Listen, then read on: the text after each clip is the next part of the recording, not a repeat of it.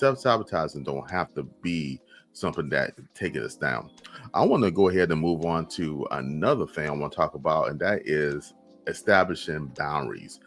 And it's very important because when I was talking about earlier with me and the failures and stuff, it went into when I got older in my relationships with people in general, when women, and just relationship with with my friends in general, and not have boundaries because as I mentioned before, I had what I call this superhero complex that I want to fix stuff. And I think, and hey guys, in the comment, raise your hand. Y'all understand where I'm coming from.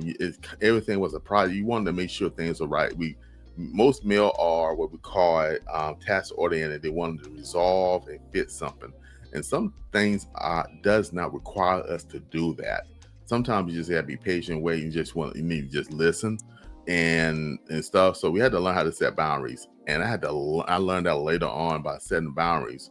And as I mentioned last week, in the safe space, I would put myself, I was crossing the boundaries and going somebody else's space, and I'll live in their life.